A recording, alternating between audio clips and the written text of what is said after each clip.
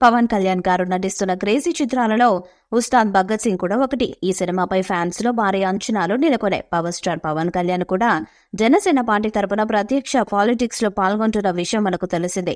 ఇక ఆయన కూడా పొలిటికల్ హీట్ పెంచడానికి ఈ ఉస్తాద్ భగత్ సింగ్ సినిమా గ్లిమ్స్ ని రిలీజ్ చేశాడు.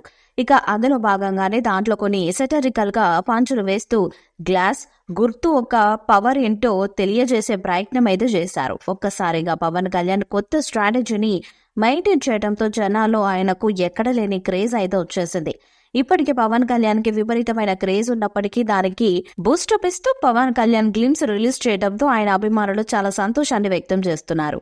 ఇక మొత్తానికైతే పవన్ కళ్యాణ్ అటు ఎలక్షన్స్ పరంగా ఇటు సినిమాల పరంగా ఈ సంవత్సరం భారీ సక్సెస్ ని కొట్టబోతున్నట్టుగా తెలుస్తుంది. ఇక ఇలాంటి సమయంలో ఆయన చేసిన ప్రతి సినిమా బాక్సాఫీస్ వద్ద తన పంజాను విసురుతూ ఉంటాయి.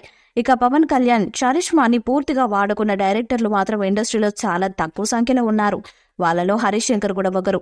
ఈయన పవన్ కళ్యాణ్ ను తన అభిమానులు ఎలాగైతే చూడాలి అనుకుంటున్నారో గబ్బర్ సింగ్ సినిమాతో అలా చూపించి ఆ సినిమాను సూపర్ డూపర్ సక్సెస్ చేశాడు.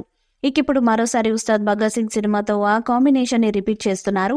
కాబట్టి ఈ సినిమాతో కూడా మరోసారి భారీ బ్లాక్ బస్టర్ హిట్ కొట్టబోతున్నట్టుగా తెలుస్తుంది. ఇక నిన్న రిలీజ్ అయిన ఈ గ్లిమ్స్ అయితే ఎక్స్ట్రాడినరీగా ఉందని చెప్పాలి. ఇక అందులో పొలిటిక్స్ కు సంబంధించిన డైలాగులను కూడా పెట్టి ప్రేక్షకులకు అలాగే జనసేన పార్టీ కార్యకర్తలకు కూడా మంచి ఊపును తెచ్చారు. ఇక మొత్తానికైతే ఈ సినిమాతో మరోసారి తన స్టార్డమ్ ఏంటో ప్రూవ్ చేసుకోవాలని పవన్ కళ్యాణ్ చూస్తున్నట్టుగా తెలుస్తుంది. ఇక ప్రస్తుతం పవన్ కళ్యాణ్ ఎలక్షన్ పనుల్లో బిజీగా ఉన్నప్పటికీ అవి ముగిసిన వెంటనే సినిమా షూటింగ్స్ లో పాల్గొనబోతున్నట్టుగా తెలుస్తుంది. ఈ వీడియోపై మీ అభిప్రాయాన్ని కామెంట్ బాక్స్ లో తెలియజేయండి. ఈ వీడియో మీకు నచ్చితే లైక్ చేయండి, షేర్ చేయండి, కామెంట్ చేయండి. మరిన్ని అప్డేట్స్ కోసం మన ఛానల్ ని సబ్స్క్రైబ్ చేయండి. నోటిఫికేషన్స్ కోసం పక్కనే ఉన్న గంట సింబల్ గట్టిగా కొట్టండి.